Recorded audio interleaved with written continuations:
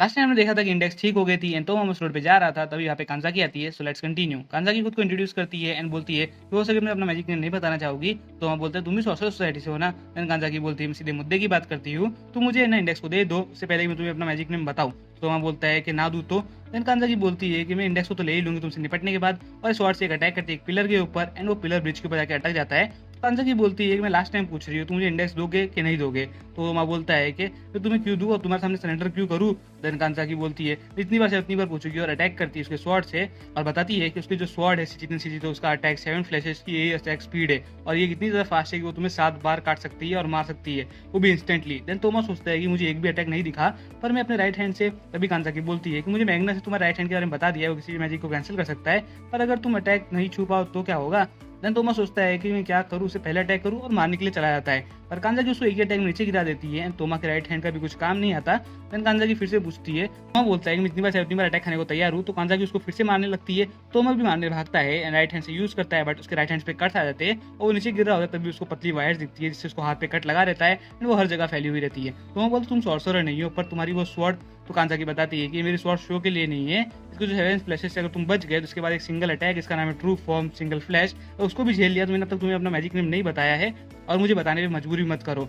Then हम देखते हैं तोमा सोचता है कि मैं सरेंडर भी नहीं कर सकता और कांजाकी पे चिल्लाता है। तो कांजाकी रिटर्न से स्वॉर्ड से अटैक करती है और उसको नीचे गिरा देती है और बोलती है बस हो गया और तुम्हारे पास कोई रीजन भी नहीं है उसको बचाने का। तो तोमा बोलता है कि तुम ऐसा क्यों कर रही हो, तुम मुझे मार सकती थी, कब कबर मार नहीं रही हो, तुम इंसान हो ना, तुम इंडेक्स के पीछे क्यों पड़ी हो, उसको इतना क्यों काटा तुमने। तो बोलता है कि मेरे पास पावर नहीं है किसी को बचाने के लिए, पर तुम्हारे पास तो पावर है, तुम बचा सकती हो ना। तो कांजाकी बोलती है मैं भी ऐसा नहीं करना चाहती थी, मेरे ऑर्गेनाइजेशन का नाम नेसेसिटियस है। तो वो तो तुम तो सेम ऑर्गेनाइजेशन में हो ना। तो कांजाकी बताती है कि इंडेक्स की सबसे अच्छी दोस्त है एंड वो उसको पीठ पे नहीं मारना चाहती थी, उसको लगा उसके पास वॉकिंग चर्च है इसके लिए वो बच जाएगी। तो हम पूछते तुम अपने फ्रेंड्स पे अटैक क्यों करना चाहती थी।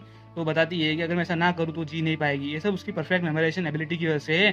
तो हम बोलते हैं क्या वही 1,30,000 ग्रीमर वाली बात। तो कांजाकी बताती है कि ह्यूमन ब्रेन की कैपेसिटी बहुत कम रहती है, अगर वो कुछ ज़्यादा याद करे तो पिछला वाला भूल जाते हैं, नॉर्मली जी पाते हैं, पर इंडेक्स का तो ऐसा नहीं है। इंडेक्स एक चीज़ को याद करेगी तो हमेशा याद रहता है, जैसे कि पेड़ की पत्तियों से लेके लोगों के चेहरों तक उसको सब याद रहता है। ऐसे ही चलता रहा तो फिर उसका ब्रेन नहीं सह पाएगा। तो वह पूछता है कि अगर तुम लोग सेम ही ऑर्गेनाइजेशन से हो तो इंडेक्स तुम्हें एविल सॉर्सरर क्यों बताती है, क्या मुझसे वो झूठ बोल रही है। देन कांजाकी बताती है कि ऐसा नहीं है, उसको पता ही नहीं कि हम लोग सेम ऑर्गेनाइजेशन से है, इसलिए उसने खुद से अपने जजमेंट कर लिया कि हम लोग रियोमोर के पीछे पड़े रहेंगे और हमको एविल सॉर्सरर बोलने लगी। तो वह पूछता है कि उसके पास तो परफेक्ट मेमोराइजेशन एबिलिटी है ना, तो एक साल पहले की उसको बातें याद क्यों नहीं है। देन कांजाकी बताती है कि वो मेमोरी हमने इरेज की थी। तो वह बोलते तुम अपने फ्रेंड के साथ ऐसा कैसे कर सकती हो। तो वो बताती है कि हमें ऐसा करना पड़ा, अगर ऐसा नहीं करते तो जी नहीं पाती। बताती है कि 85% ब्रेन जो है उसका 1,30,000 ग्रीमोर से यूज हो चुका है एंड वो बस 50% ब्रेन को यूज करती थी नॉर्मल ह्यूमन के कंपेयर में। अगर वो ऐसे याद करती थी तो फिर उसका जो ब्रेन है वो नहीं बच पाएगा। देन पूछता है मेमोरी इरेज करने के अलावा कोई और तरीका नहीं है क्या। तो कांजाकी बताती है कि नहीं है। और तोमा पूछता है कि अब और कितना टाइम बचा है मेमोरी इरेज करने के लिए। तो कांजाकी बताती है मेमोरी इरेज हर साल होता है एंड अभी बस 3 दिन बचे हुए हैं, हम उसको प्रोटेक्ट करना चाहते हैं, हम लोग उसको नहीं मारना चाहते, तुम उसको हमको दे दो, हम मेमोरी इरेज होने के बाद उससे तुम याद नहीं कर पाएगी एंड जितनी भी तुम्हारी फीलिंग्स है वो भी नहीं रह पाएगी। इससे से तुम अपना टाइम वेस्ट मत करो, इससे तुम्हें कुछ मिलने वाला भी नहीं है। तोमा चिल्लाता है और बोलता है ये मैटर नहीं करता कि वो मुझे याद रखे या ना रखे, और मैं उसका फ्रेंड हूँ एंड उसका ही साइड लूंगा। तुम्हें भूल गई, तुम हर बार उसको समझा सकते हो और मिसअंडरस्टैंडिंग को क्लियर कर सकते हो, फिर उसके दुश्मन क्यों बन के घूम रहे हो। चिल्ला के तोमा को चुप कराती है और बोलती है तुम्हारी फीलिंग्स को नहीं समझ सकते, तुमने मैग्नस को समझा ही नहीं, उसके साथ इतना गुस्सा किया, पर क्या गुजरती रहेगी जब तुम दोनों को देखती रहेगी वो। और हम लोगों ने बहुत ट्राई किया उसको हर बार मेमोरीज कलेक्ट करने का, उसको भूलने ना देने का, पर हम कभी भी कामयाब नहीं हो पाए, उसका हंसता चेहरा भी हम लोग नहीं देख सकते।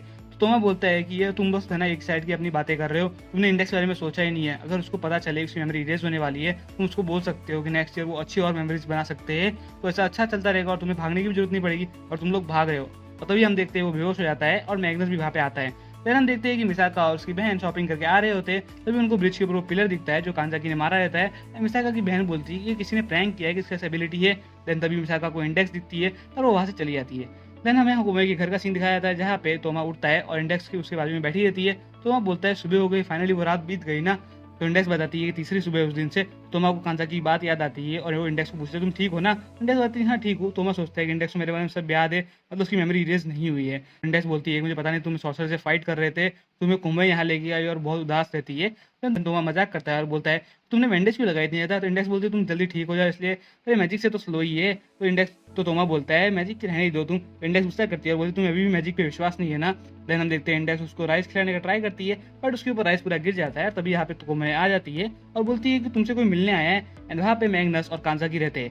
और बोलते हैं कि अभी तुम नहीं भाग पाओगे। रोमा सोचता है कि पहले इंडेक्स अकेली थी तो भाग जाती थी, बट अब हमारे वजह से नहीं भाग पाई, इसलिए वो मेरे को रात को मारे ना इतना।